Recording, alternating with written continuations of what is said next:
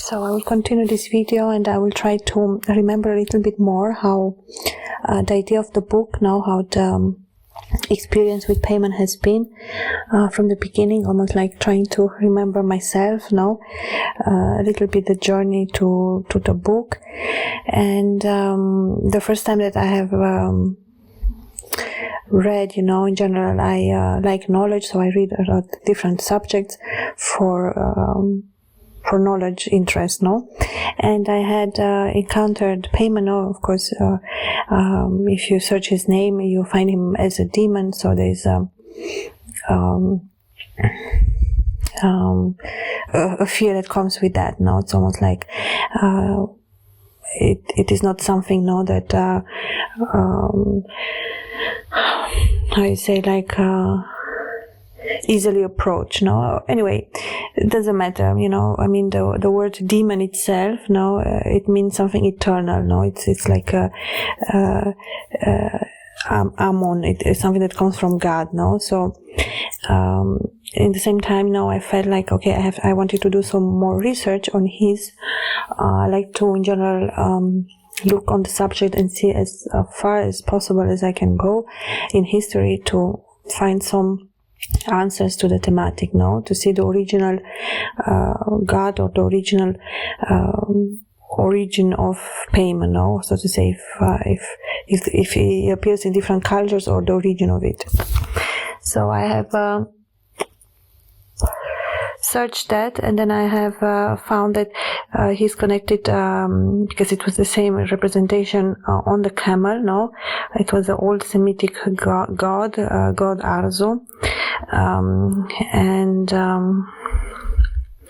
I knew somehow it's Paimon because it was exactly the same representation of him as God, as a deity on the camel. And then I was like, okay, so he's like an old Semitic deity. At the same time, I don't know as much as it has to do necessarily with my creative visions now, the way that I've written the book, but it has been quite a different experience that I've had with Paimon. It's almost like it was a realization that I had myself, for me, during the process of, almost want to call it investigation, that Paimon is not a demon, he is not evil or bad, and that he represents actually the abyss. That's the vision that I got of him now, of him sitting on the throne of abyss, and in the silence, in the void, him being the first one. There's almost like many songs written about him, or many hymns written about him. And he's a beneficial person, or I've said like a human. It's almost like he's able to appear as a human, and almost like he has the ability to create different worlds. That what comes through the book almost represents King Paimon as a young child, knowing this about himself, that he is eternal, and that it's like everything changes from that moment on. And that's something that he strongly believes. It's almost like that's the truth. And it always comes in the book, the repetition, the great King Paimon, the great King Paimon. There's almost like a celebration of him and his who he represents. And so the book, of course, contains much more than this was the original vision, or the original part of the idea of the book, how it came to me, how I started to envision it, and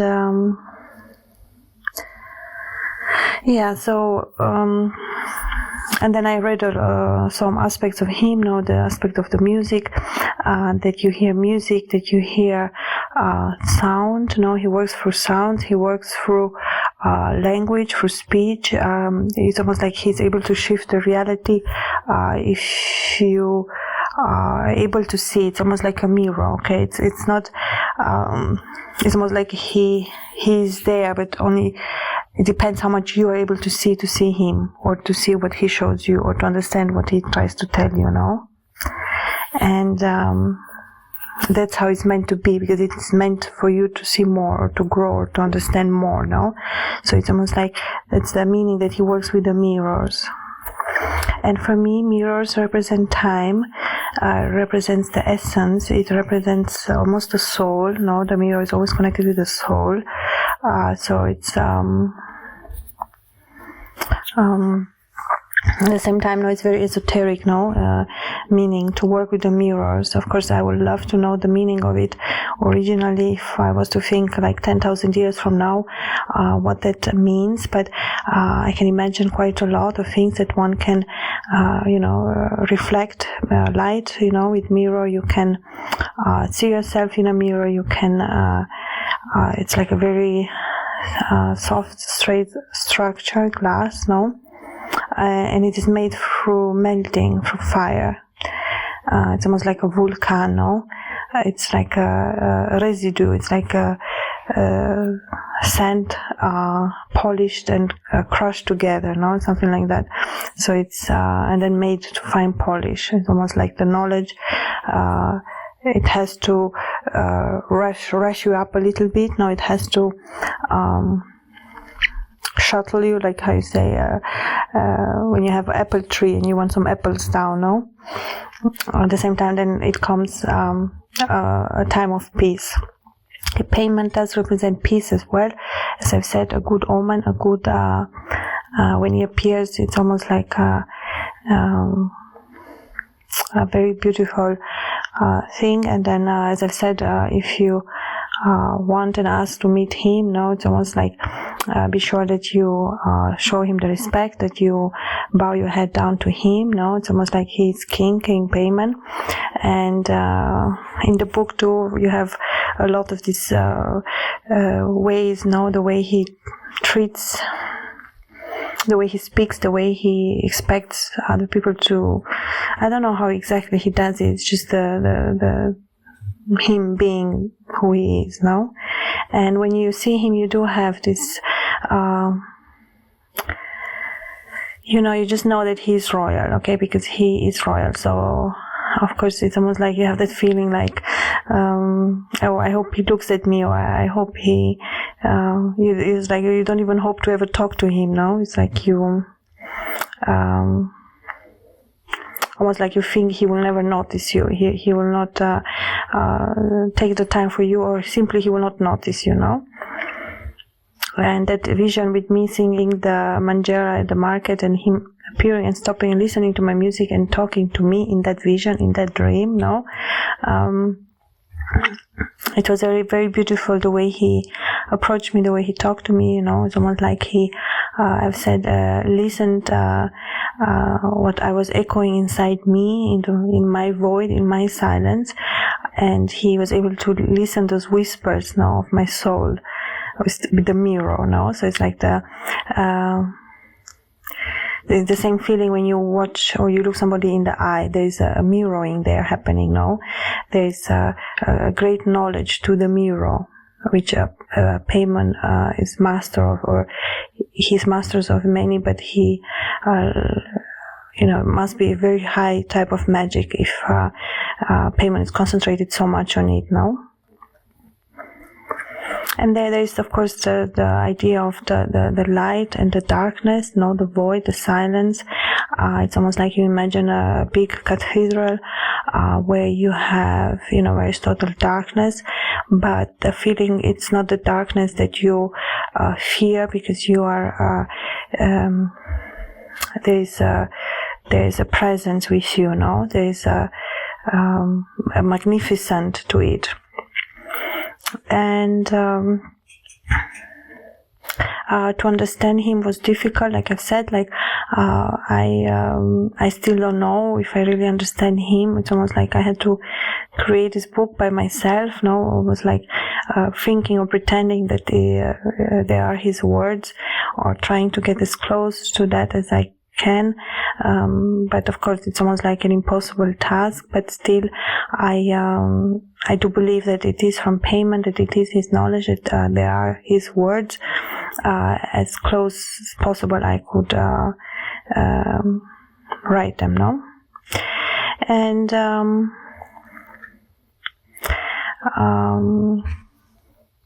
so the abyss, no, I think there is a lot of Greek work too, and knowledge, and work of arts or of literature from the Greeks about the abyss. And there's a certain god that represents the abyss, the chaos, no? And from what I know, Paimon is connected to Hephaestus, I think he's called. He's the god of metallurgy, metal, Vulcan, so it's almost like it represents Paimon's power. So to say the Vulcan, the fire, the explosion, came from the void, from the darkness. It's almost like the element of how the fire works with the earth, and there's of course a lot of element of water too around Paimon, especially connected with the camel, the endless water. And I've written sometimes, like I've said, when I was listening to this music of Paimon and him talking, I started to write the poems that were like the first ones that I connected to the story afterwards. And there was one where I said, it was a short one, but I said in the end, I said something like I felt like he's my father, that he's teaching me things that only I was supposed to know. And then I felt this great love for him. And then I said something, great King Paimon, that almost like I was showing my love, my affection towards him. And then I said, may the camel always find water. So there's this hope of the endless, of the journey never ends, the journey is eternal, the journey is forever, the journey, it's almost like the camel will make it at the end, the camel will, that's why the camel, That's why the camel. So there's always, the answer is in the question, there's a continuity, there is no end, there is no stop, even for me it's like one can do one thing forever, like I could choose a subject, or I can change through the subject, or I can continuously talk. Of course, I'm human, I cannot do that, but it's a quality of Paimon,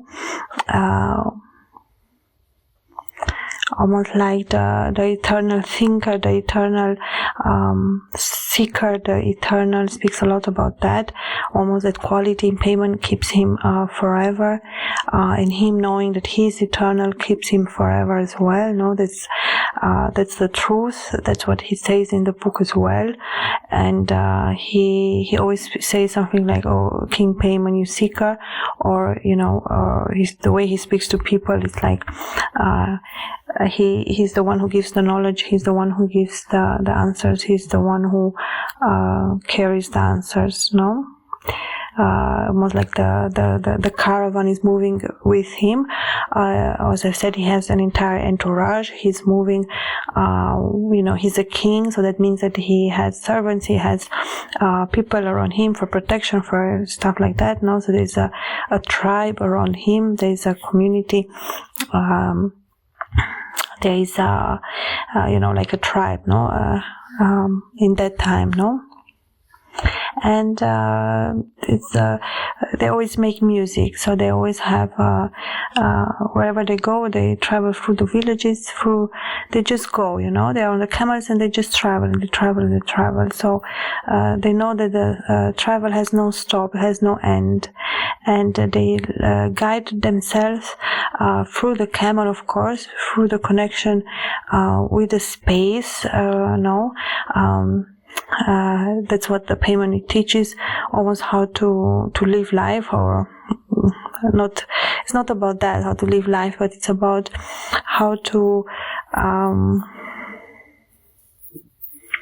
how to look at things the way they are. You know, we go back to the mirror, no? How to have that surface clear, how to have that clear image of who you are, how to polish it in such a way that you see the truth, no? They say that knowledge is the most important thing one can acquire, and the second most important thing is truth, because if the knowledge is not truthful, then it's almost like it's not good, no? So the seeking of knowledge, but the seeking of knowledge in a way that gathers experience and gathers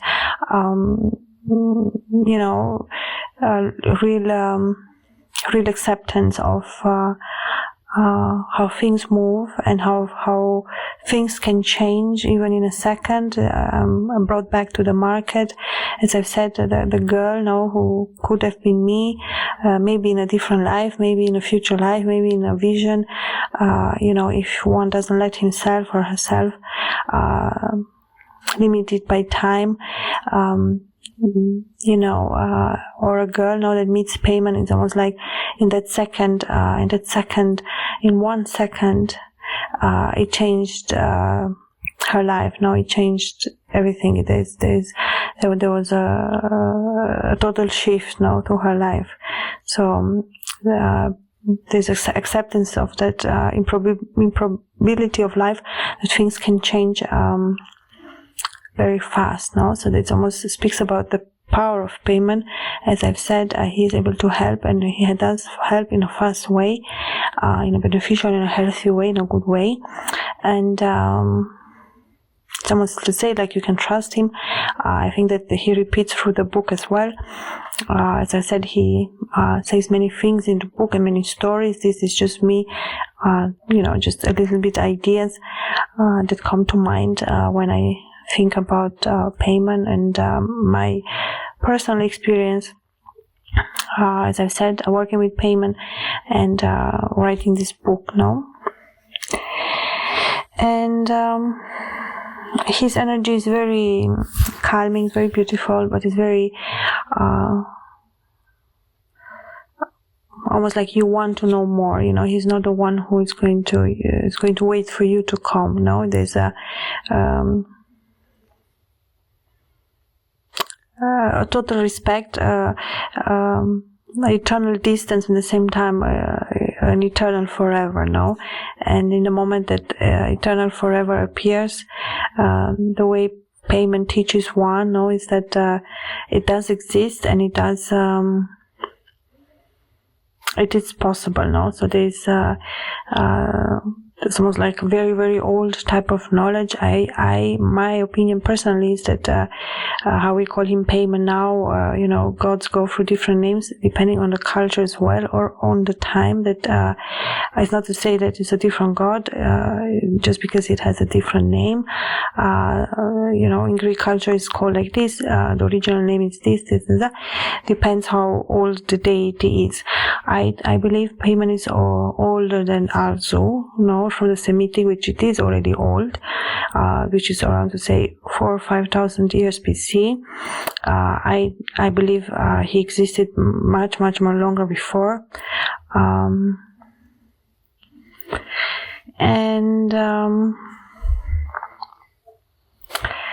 So the most in the same time, I believe that Paimon can choose the way he chooses to show himself to somebody. Okay, it's almost like, it's not to say that my experience with my visions for my book, which is a totally different thematic, it's like unique in itself, no? I think he chooses how he wants to appear, but I think it's quite similar in some regards. And I got quite fast working on the book. It's almost like I got the idea, I got this, and then I was so excited I immediately started to work. Of course, I would like to learn a little bit more about Paimon. There's not a lot of knowledge, there's not a lot about things written about him, historically meaning, and it's it shows too again the old origin of this deity. And Lord of the Abyss, no, it's almost say like the primordial god, the one before the Big Bang, no, the beginning of the universe, no, because everything was born into a space of darkness, no, into the abyss, from nothing, no, and that nothing still exists. So it's almost like all the space between planets, everything what is space in that way, or darkness, no, represents this energy and represents Paimon. So it is like an important part, no, it's almost like because he always says, don't run away from me, or don't walk away from me. And in a way he knows that you cannot, no? It's almost like because you come from there. So it is not threatening, it's just saying the truth, that you come from that, no? It's like we all come from, if we were to go back that long time, no, we all come from darkness. So he does represent, at least for me, I've said my interpretation, how I see him, like a father, no, the great teacher, no, he teaches me from the darkness, he teaches me from the abyss, he teaches me from long distance, and he's teaching me, no, and he is helpful to me. At the same time, I had to say, writing the book, no, it's almost like showing my respect, my admiration through the book to him. And I really enjoy the process. I don't think in any of my books I've been so close to the subject as I've been in the Paimon books, and I just find it fascinating. It's just, it's very beautiful, you know, because it is, you know, hidden, it's knowledge, it's secret, it's not necessarily it's dark, because it's not dark in that way, it's just almost like enormous, no? And I quite like a challenge. It was a challenge to bring all the text together. And it is repetitive, but it flows through time. It's quite interesting. I'm curious to, of course, to read it once it's finished totally, so to see what type of feeling I'm going to get, you know, what type of how it's going to make me feel, or how I'm going to think about it. No, thank you so much for listening. I'm going to make other videos about Paimon, the void and the silence, the Lord of the Abyss, the great King Paimon, and I'm going to speak a little bit more about the book itself. Thank you so much for listening. Bye.